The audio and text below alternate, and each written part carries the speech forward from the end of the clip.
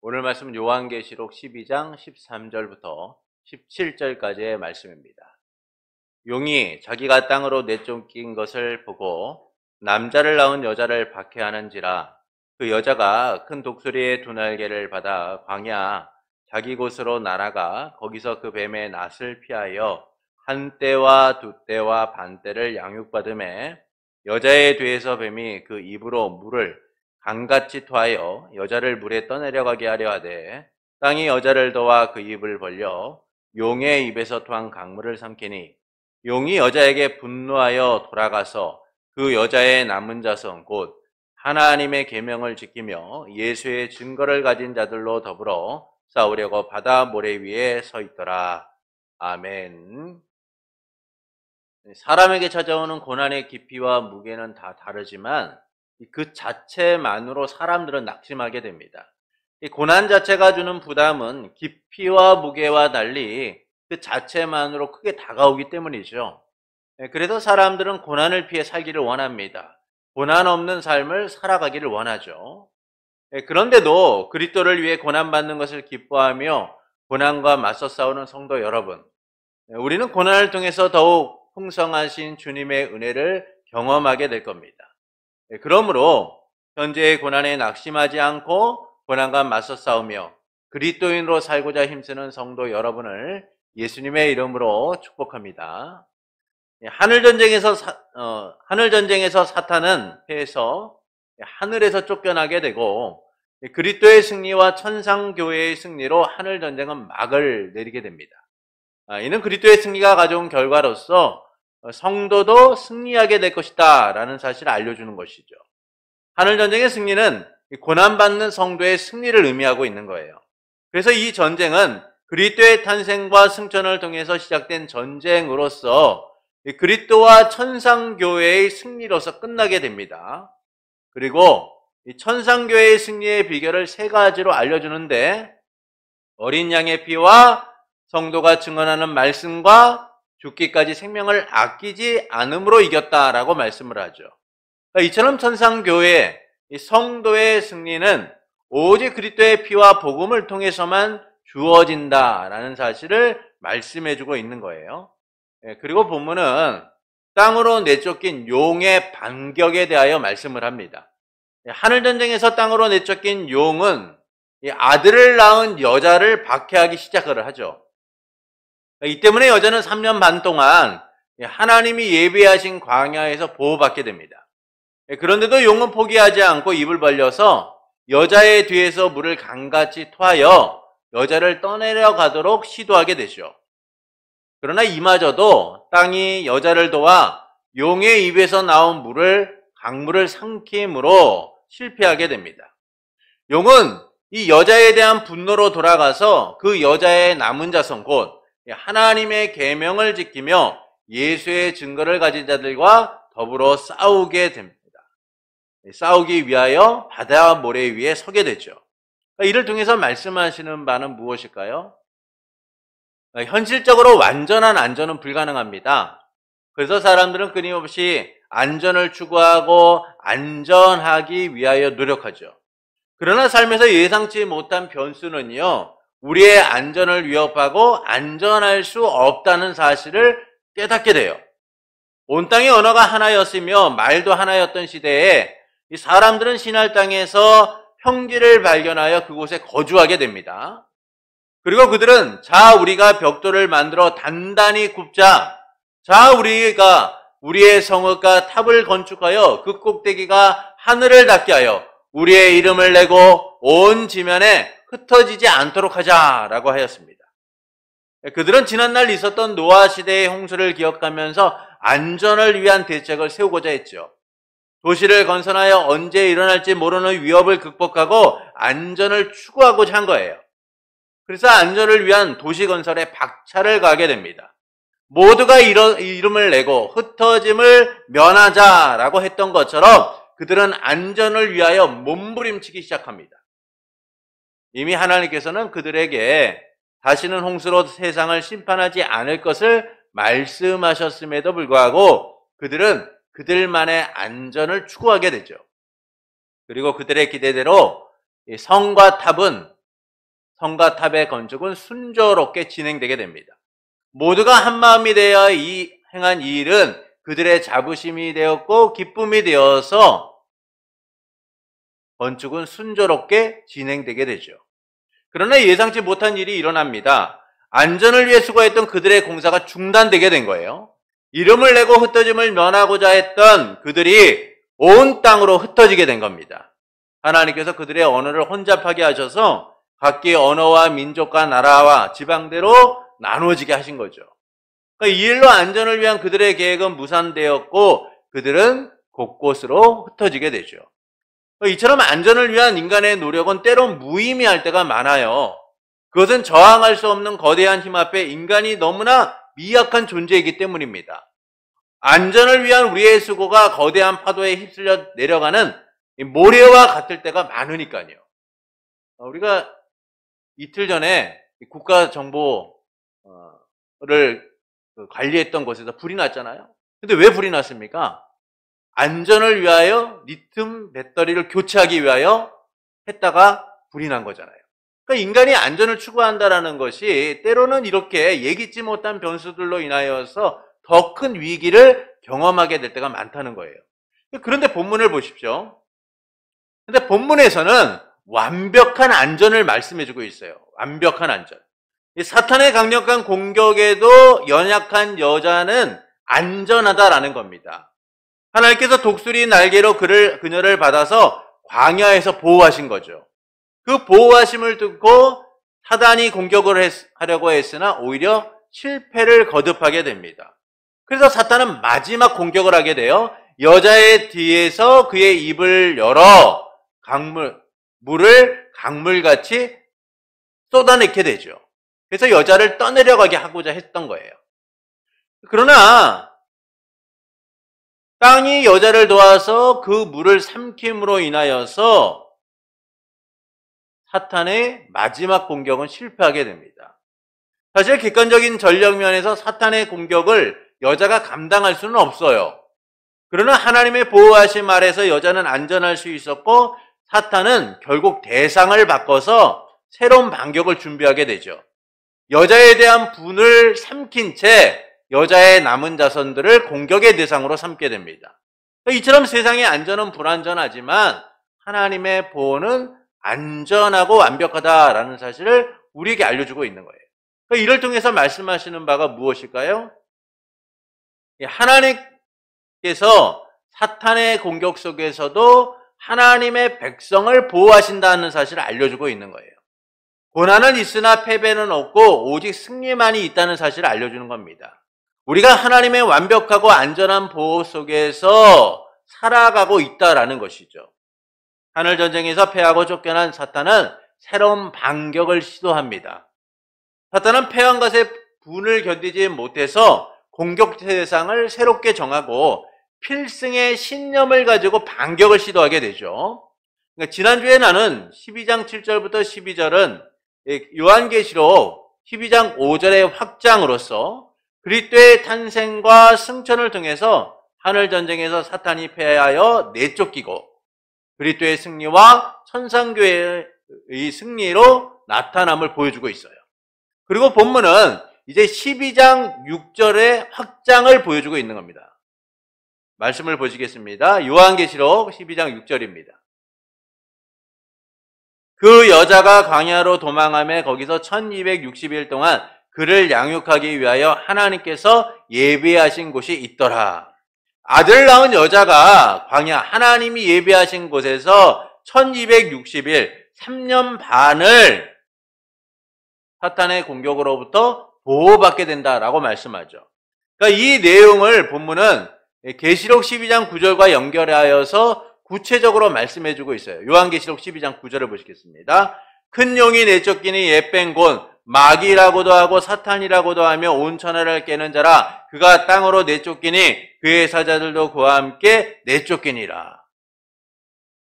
땅으로 내쫓긴 사탄이 누구를 공격하는 거예요? 이제 여자를 공격하게 되는 겁니다. 그 여자를 누가 보호하세요? 1260일 동안 3년 반 동안 하나님이 예비하신 곳 광야에서 보호하신다는 거예요.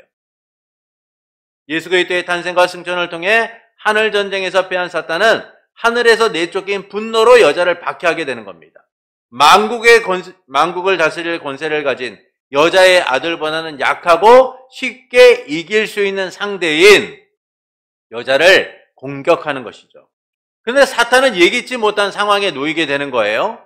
여자가 사탄의 공격을 피해 도망하게 되는 겁니다. 사탄의 얼굴을 피해 3년 반 보호받는 곳으로 피하게 되죠. 그런데도 사탄은 포기하지 않고 입에서 물을 쏟아서 여자를 떠내려가게 하고자 했지만 땅이 여자를 도와서 물을 삼킴으로 실패하게 됩니다. 이 말씀은 출애굽기와 연결된 말씀이에요. 출애굽과 연결된 말씀으로서 이스라엘을 쫓는 이집트 왕의 모습을 통하여서 이 사탄의 공격이 얼마나 집요한가라는 사실을 보여주는 겁니다. 그럼에도 불구하고 누가 이겨요? 하나님의 백성들이 이긴다는 사실을 말씀해주고 있는 거예요. 자기 때가 얼마 남지 않음을 한 사탄의 공격은 더욱 거세지기만 합니다. 그런데도 하나님께서는 여자를 보호하셔서 사탄이 그 뜻을 이루지 못하도록 하시는 거죠. 여기서 여자는 하나님의 백성, 교회를 의미하는 거예요. 곧 전투하는 교회를 말하는 겁니다. 하나님께서는 사탄의 공격으로부터 교회를 보호하신다라는 거예요.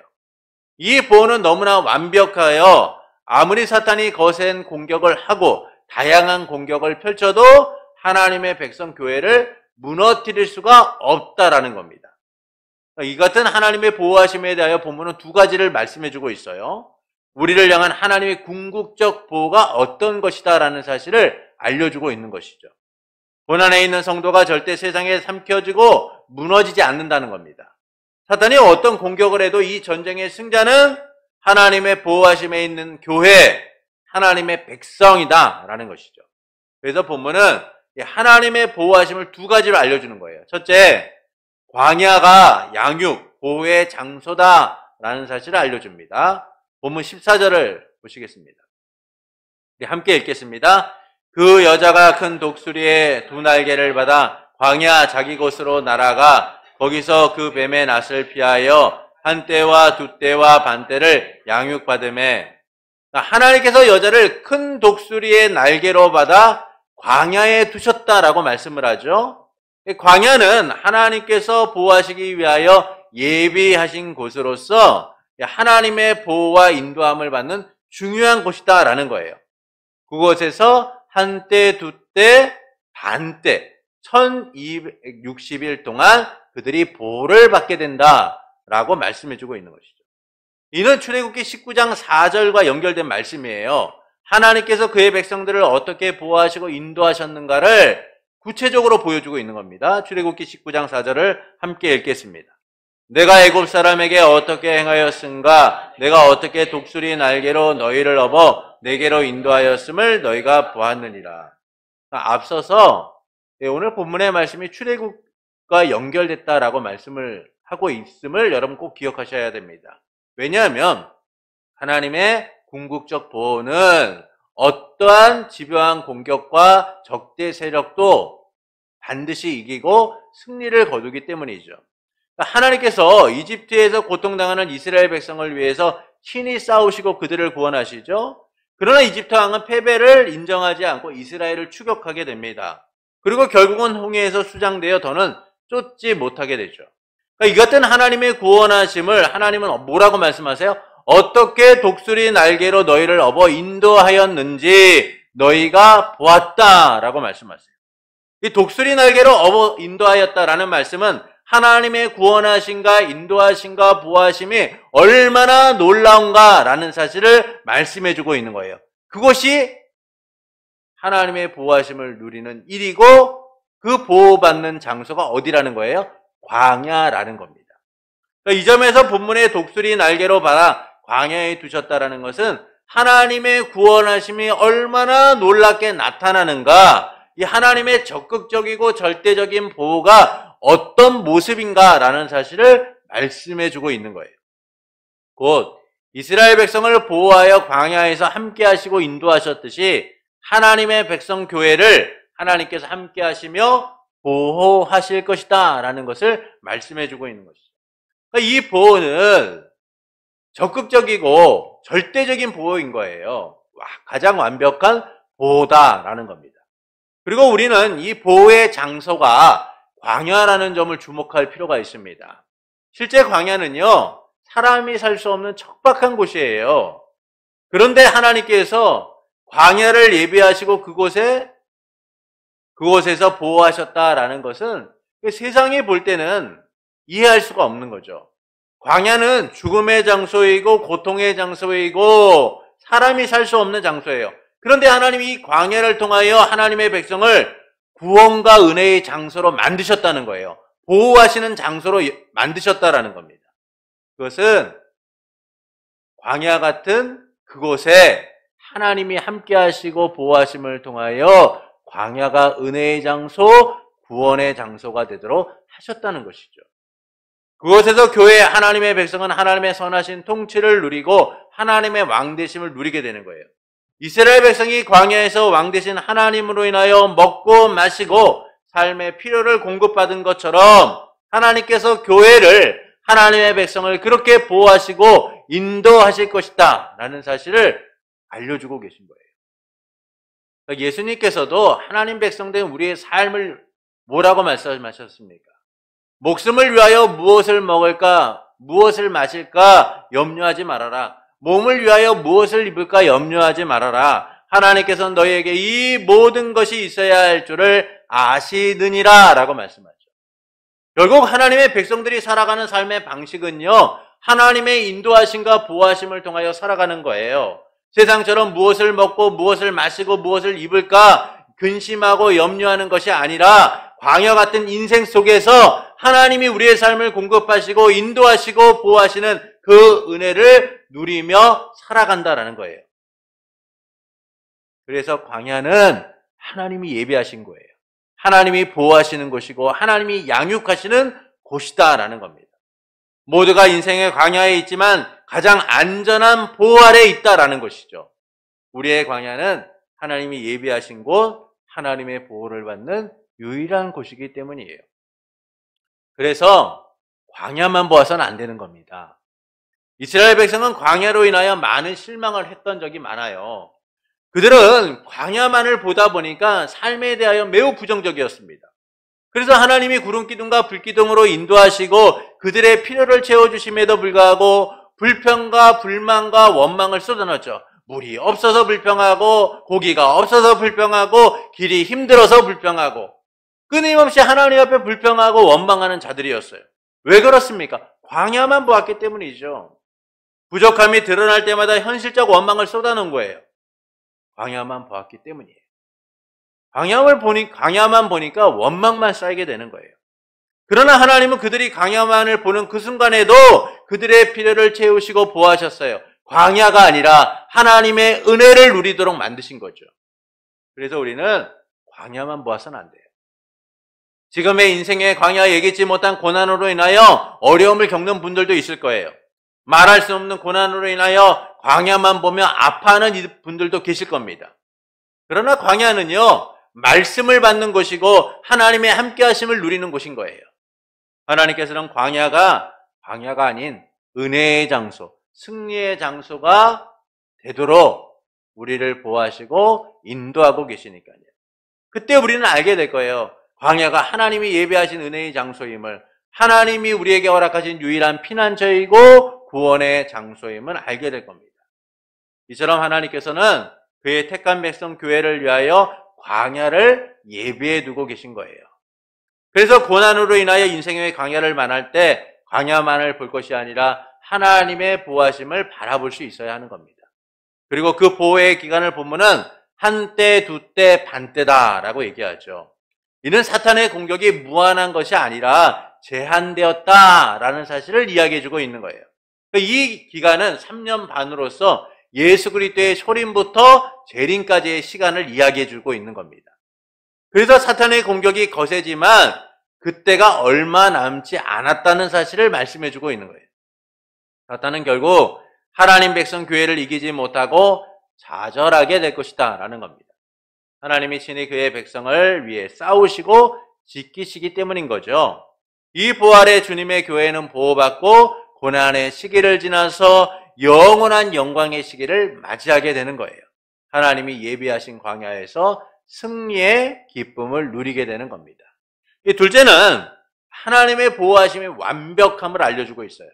하나님의 보호하심이 완벽하다라는 겁니다. 본문 15절부터 16절의 말씀을 함께 읽겠습니다. 본문 15절부터 16절입니다.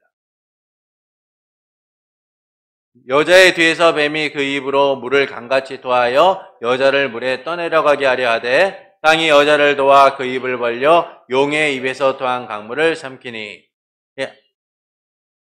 하나님의 보호하심으로 인하여 여자는 안전하게 됩니다. 그런데 사탄은 포기하지 않고 끊임없이 공격하고 급기야는 여자의 뒤에서 자기의 입을 열어 물을 강같이 토하게 되죠. 여자가 물에 떠내려가 자기가 이기고자 한 거예요. 떠내려가게 하여서 이기고자 한 겁니다. 그러나 사탄의 이런 공격은 결국 실패하게 됩니다. 땅이 여자를 도와서 그 입을 벌려 사탄의 입에서 나온 강물을 삼켰기 때문이죠. 이는 교회를 멸망시키려는 사탄의 발악을 보여주고 있는 거예요. 사탄은 이 싸움에서 어떻게든 이기기 위하여 최우선을 쓰고 있는 겁니다. 그러나 사탄은 오히려 패하게 되죠. 교회를 보호하시는 하나님의 섭리는 전혀 예상치 못한 방법으로서 이루어지고 있기 때문인 거예요. 그래서 땅이 입을 열어 강물을 삼킨다라는 이 말씀은 하나님의 보호가, 하나님의 섭리가 얼마나 놀랍게 우리의 삶 가운데 나타나고 있는가를 보여주고 있는 거예요. 하나님의 절대적이고 궁극적 보호를 통하여 절대 음부의 권세가 이기지 못하도록 하고 있음을 나타내고 있는 겁니다. 사탄의 무차별적이고 예상치 못한 공격에도 하나님의 백성은 안전할 것이다 라는 거예요. 하나님은 누구도 예상치 못하는 놀라운 방법으로서 역전을 이루시는 분이기 때문이죠. 하나님의 보호는 어떤 변수도 허용하지 않고 교회와 택한 백성을 가장 완벽하고 안전하게 보호하신다는 겁니다. 이 보호하심에 대하여 주 예수 그리스도께서는 다음과 같이 말씀하세요. 요한복음 10장 28절부터 29절의 말씀입니다. 함께 읽겠습니다. 내가 그들에게 영생을 주노니 영원히 멸망하지 아니할 것이요 또 그들을 내 손에서 빼앗을 자가 없느니라. 그들을 주신 내 아버지는 만물보다 크심에 아무도 아버지의 손에서 빼앗을 수 없느니라. 누구도 예수님의 손에서 아버지의 손에서 빼앗을 수 없다는 거예요. 이것은 성도의 궁극적 구원, 성도의 궁극적 구원을 이야기해주고 있는 것이죠. 이 구원을 누가 붙들고 있는 겁니까? 예수님이 아버지께서 붙들고 계신 거예요. 그래서 우리의 생명을 붙들고 있는, 교회를 붙들고 있는 주님의 손에서 어떤 세력도, 사탄도 그것을 빼앗을 수 없다는 거예요. 결국 사탄의 모든 공격은 무의미하게 될 뿐이다 라는 겁니다. 하나님 백성 교회를 향한 주님의 보호는 가장 완전하고 완벽하기 때문인 거죠. 그리고 사도 바울은 로마서 8장 25절에서 다음과 같이 말씀합니다. 로마서 8장 25절입니다. 누가 우리를 그리스도의 사랑에서 끊으리요? 환난이나 공고나 박해나 기근이나 적신이나 위험이나 칼이랴. 그리스도의 사랑에서 끊을 것이 아무것도 없다라는 거예요. 어떤 공격도 주님의 보호로부터 우리를 무너뜨릴 수가 없다라는 겁니다. 이처럼 하나님의 보호는 가장 완벽하다라는 거예요. 세상을 보면 그들이 이기는 것처럼 보이죠. 그러나 하나님이 독수리 날개로 업으셨듯이 우리와 함께 하시며 우리를 지키고 보호하고 계시다는 거예요. 그래서 종말의 시대를 사는 성도는 하나님의 궁극적 보호를 통하여 위로받고 소망을 얻게 되는 겁니다. 고난의 끝에서 승리의 기쁨을 누리게 될 것이기 때문이죠. 오늘날 교회가 세상 가운데 핍박받고 오늘날 교회가 세상 가운데 무너지는 것처럼 보이지만 주님의 교회는 반드시 승리하게 될 것이다라는 거예요. 그리스도의 승리와 천상교회의 승리처럼 이 땅의 교회도 승리하여 그 기쁨과 영광을 누리게 될 것이다라는 겁니다. 그것을 누가 이루시는 거예요? 하나님께서 이루신다는 거예요. 주님이 세상을 이기신 것처럼 우리도 이길 거라는 겁니다. 그러니까 이처럼 교회를 향한 하나님의 보호하심은 완벽한 거예요. 그래서 고난은 있지만 패배는 없고 반드시 승리만이 있게 될 뿐이다라는 겁니다. 여자에 대한 사탄의 마지막 공격마저도 실패하자 사탄은 이제 그 대상을 바꾸게 됩니다. 하늘전쟁에서 여자, 그리고 이제 여자의 남은 자손으로 전쟁의 양상이 또 바뀌게 되죠. 본문 17절을 보시겠습니다. 함께 읽겠습니다. 용이 여자에게 분노하여 돌아가서 그 여자의 남은 자손 곧 하나님의 계명을 지키며 예수의 증거를 가진 자들과 더불어 싸우려고 바다 모래 위에 서 있더라. 아무리 공격해도 하나님의 보호하심으로부터 여자를 이길 수가 없게 되자 이것을 분하게 여긴 사탄이 여자의 남은 자손들을 공격하기 위하여 싸우기 위하여 바다 모래 위에 서게 됩니다. 이 여자의 남은 자손들은 하나님의 계명을 지키고 예수의 증거를 가진 자들로서 하나님 백성 전체 곧 교회의 구성원인 성도 개개인을 말씀해주고 있는 것이죠. 교회를 향한 대대적인 공격이 실패하자 사탄은 교회의 구성원인 성도 개개인을 공격하기 위하여 바다 모래 위에 서게 되는 거예요. 이제 13장에서 이제 여자의 남은 자손에 대한 공격이 본격화되게 될 겁니다. 그런데도 본문이 이처럼 영적 전쟁의 양상이 계속 바뀜을 통하여 알려주고 있는 것은 승리는 우리의 것이다 라는 거예요. 승리는 우리의 것이다 라는 거예요. 그리스도가 승리하셨듯 우리도 승리할 거다 라는 겁니다. 왜냐하면 하나님께서 사탄의 공격 속에서도 하나님의 백성들을 반드시 보호하시기 때문이다 라는 것이죠. 그래서 본문은 사탄의 공격 속에서도 교회를 향한 하나님의 궁극적 보호를 보여주고 있는 거예요. 이 보호가 우리에게 소망과 위로가 된다라는 겁니다. 고난과 핍박 가운데 있는 그 시대의 성도들에게 그리고 오늘날 고난과 핍박 가운데 있는 우리들에게 하나님의 보호는 변함없이 반드시 이루어져 승리하게 될 것이다 라는 사실을 말씀해주고 있는 것이죠. 이를 통해서 하나님께서는 우리가 어떻게 살기를 원하실까요? 현재의 고난에 낙심하지 않기를 원하시는 거예요. 현재의 고난에 낙심하지 않기를 원하시는 겁니다. 고난은 하나님의 보호와 은혜를 누리는 시간이에요. 말씀에서 보았듯이 하나님께서는 고난이 고난으로 끝나지 않도록 보호하시고 이기게 하시죠. 고난의 끝에서 우리가 승리의 기쁨과 영광을 누리도록 하실 것임을 보여주고 계신 거예요. 그래서 우리는 현재의 고난에 낙심하기보다는 고난 넘어 하나님의 보호하심과 승리를 바라볼 수 있어야만 합니다. 하나님께서 이루실 역사를 기대해야 하는 것이죠. 그때 우리는 광야에서 보호하시는 하나님의 손길을 경험하게 되는 거예요. 그러나 우리는 하나님의 보호를 신뢰하기보다는요, 현재의 고난만 보며 낙심하게 될 때가 참 많습니다. 고난에 무너지고 넘어진 채 일어날 힘도 없이 낙심하며 살아갈 때가 많아요. 그것은 고난만 보기 때문이죠. 그래서 하나님의 보호하심을 기대하거나 믿음으로 서기보다는요, 고난이 주는 고통, 어려움만을 생각하며 낙심하게 되는 거예요. 마치 이스라엘 백성이 고난을 만날 때마다 원망과 불평을 늘어놓았듯이 말입니다. 그러나 성도의 고난은 그것이 끝이 아닌 거예요. 고난 속에서 하나님의 보호하심을 누리고 살아가고 있기 때문인 거죠. 그래서 우리는 고난만 보아서는 안 됩니다. 고난만 보면 낙심하게 되니까요. 고난 속에서 하나님을 기대하며 그분의 보호하심을 누려야만 하는 거예요. 사울왕에게 쫓기던 다윗은 블레셋 가드 왕 아기스에게 피신하게 됩니다. 그때 아기스의 신하들이 왕에게 말하기를 그는 그 땅의 왕 다윗이 아닙니까? 사람들이 말하기를 사울이 죽인 자는 천천히요 다윗이 죽인 자는 만만이로다 라고 하였습니다. 라고 하면서 골리앗을 죽인 다윗을 처단할 것을 요구하게 됩니다. 이 말을 들은 다윗은 몹시 두려워했어요.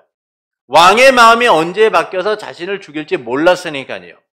블레셋 장군이며 매우 중요한 인물이었던 골리앗을 죽인 다윗의 죄를 지금 묻는다라고 해도 크게 문제가 되지 않을 거예요. 왜냐하면 그는 지금 블레셋 왕 아기스 앞에 있었으니까요. 다윗은 엄밀히 말하면 적이었습니다. 블레셋의 입장에서는 지금 이 기회를 놓친다는 것이 너무나 안타까울 수도 있는 거예요. 절호의 기회가 그들에게 찾아왔죠. 그래서 다윗은 신하들의 말을 듣는 순간 두려워하여서 미친 척을 하게 됩니다. 성회의 문짝을 긁적거리고 침을 질질 흘리는 등 미친 사람처럼 행동을 하게 되죠. 이런 다윗을 보며 블레셋 왕 아기스는 그를 미친 사람이다 라고 말하면서 다윗을 그냥 쫓아내게 됩니다. 그의 생명을 거두거나 위협하지 않고 미친 사람이라고 쫓아내게 되죠. 이후 다윗은 블레셋에서 나와서 아둘람으로 피신하고 나서 그때의 일을 생각하면서 하나님의 보호하심을 찬양합니다. 그의 기도에 응답하셔서 구원하심을 찬양하게 되죠. 그리고 그는 시편 34편 19절부터 20절에서 그때의 상황을 생각하며 다음과 같이 고백합니다. 시편 34편 19절부터 20절입니다. 우리 함께 읽겠습니다. 의인은 고난이 많으나 여호와께서 그의 모든 고난에서 건지시는도다. 그의 모든 뼈를 보호하시며 그 중에서 하나도 꺾이지 아니하는도다. 다윗은 하나님의 공의가 무너진 시대 속에서 의인이 겪는 고난이 많으나 결국 모든 고난으로부터 하나님이 건지시고 보호하실 것이다 라고 말하죠. 그리고 그 완벽한 보호를 이렇게 얘기해요. 모든 뼈를 보호하시며 그 중에 하나도 꺾이지 아니하도다. 이처럼 하나님의 보호하심은 완벽하다라는 겁니다. 그래서 우리는 고난은 있지만 패배하거나 실패하지 않는다는 거예요. 반드시 승리하게 될 것이다 라는 겁니다. 그래서 우리는 현재의 고난만 보고 낙심해서는 안 돼요. 이길 것이 뻔함을 알면서도 낙심하는 사람은 아무도 없으니까요. 여러분, 경기장에 들어선 선수들이 이길 걸 알면서 지금 넘어지고 점수 좀 내줬다고 낙심할까요? 아닙니다. 오히려 그래 해봐. 내가 이길 건데 지금 이기는 것 같지? 그러나 우리가 반드시 이길 수밖에 없어 라고 자신감을 더 드러내게 될 거예요. 이길 것을 아는 순간 그들은 그 승리의 결과를 향하여 전진하게 되는 겁니다. 이처럼 이길 것을 알면 더욱 담대하게 고난을 이기게 되는 거예요. 여러분, 승리의 결과가 뻔히 보임에도 불구하고 그 과정을 포기하는 사람을 보신 적이 있습니까? 승리의 결과가 확실함에도 불구하고 스스로 안 하겠다라고 말하는 사람들을 보신 적이 있습니까? 안 그래요. 승리의 결과가 뻔하고 승리의 결과를 얻을 것을 아는 이들은 더욱더 그 승리의 달콤함을 위하여 전진하게 되는 거예요. 지금 하나님이 우리에게 말씀하시는 바가 그거예요. 너희에게 고난은 있다. 너희가 정말 핍박과 어려움과 박해를 당하여 힘들고 어려운 시간을 보낼 것은 확실하다. 그러나 그것이 끝이 아니다.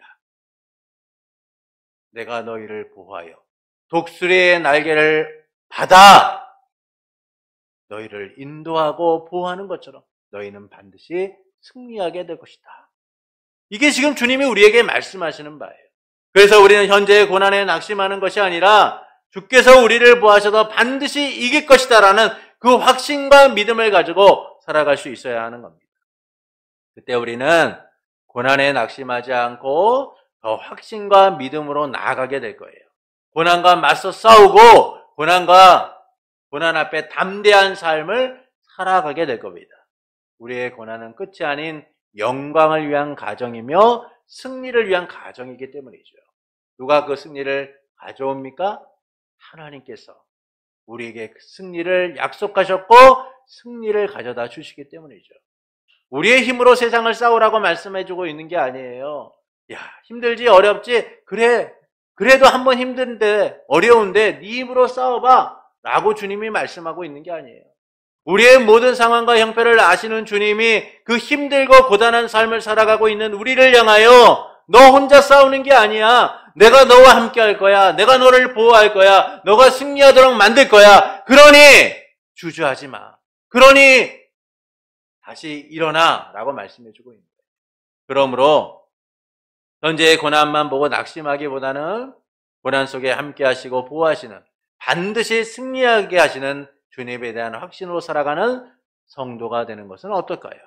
고난만 보기보다는 고난 넘어 하나님이 이루실 승리를 기대하는 성도가 되시는 것은 어떨까요? 사랑하는 성도 여러분, 하늘에서 쫓겨난 사탄은 그 대상을 여자로 정하고 공격하게 됩니다.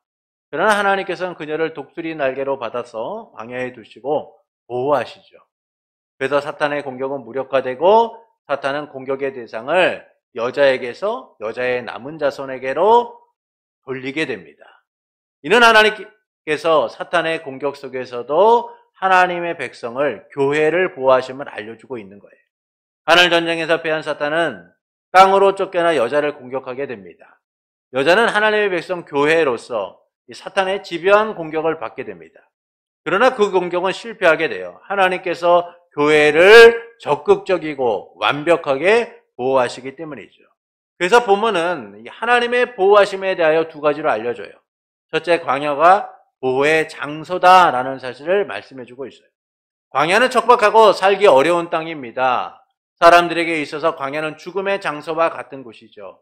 그러나 모두가 넘어지고 모두가 실패하고 모두가 죽을 수밖에 없는 그곳에서 하나님이 함께 하심으로 우리는 승리하게 될 것임을 말씀해주고 있는 거예요.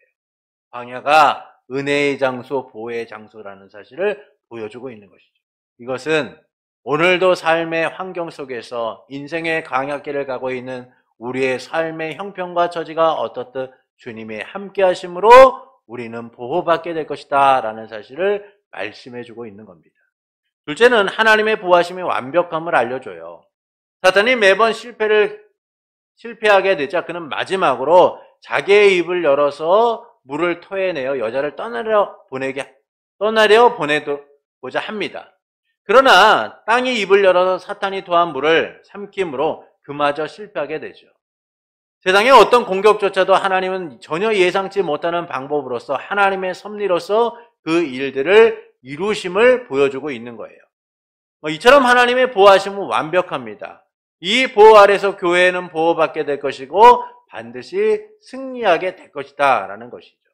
이를 통해서 하나님께서는 우리가 어떻게 살기를 원하실까요? 현재의 고난에 낙심하지 않기를 바라시는 거예요.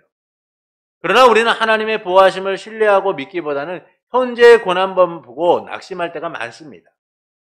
그것은 고난만 보기 때문이죠. 고난만 보면요, 푸념과 원망이 쌓이게 돼요. 그래서 우리는 현재의 고난만 볼 것이 아니라 고난 속에서도 우리와 함께 하시는 하나님을 바라볼 수 있어야 되는 거예요. 우리는 잘 느끼지 못하고 살지만 지금도 주님은 우리와 함께 하시며 인생의 고단한 길을 가고 있는 우리를 붙들고 계신 거예요. 우리가 넘어지지 않도록, 우리가 쓰러지지 않도록 주님은 우리를 붙드셔서 하나님이 원하시는 그 궁극적 보호와 승리를 향해 가도록 인도하고 계신 거예요. 그러므로 현재의 고난만 보고 낙심하기보다는 고난 속에 함께 하시고 보호하시는, 반드시 이기게 하시는 주님에 대한 확신으로 살아가는 성도가 되는 것은 어떨까요? 고난만 보기보다 고난 넘어 하나님이 이루실 승리를 기대하는 성도가 되는 것은 어떨까요? 그때 우리는 고난을 통해 승리를 누리게 될 겁니다. 고난이 축복임을 알게 될 거예요. 하나님의 보호하심을 풍성히 누리며 승리의 기쁨과 감격 속에 거하게 될 겁니다. 그러므로 현재의 고난만 보기보다 하나님의 보호하심을 바라보길 원하는 성도 여러분에게 고난 속에 함께 하시고 보호하시고 반드시 승리하게 하시는 삼위일체 하나님으로 인하여 날마다 고난을 이긴 승리의 기쁨으로 충만한 삶이 되기를 예수님의 이름으로 축원합니다.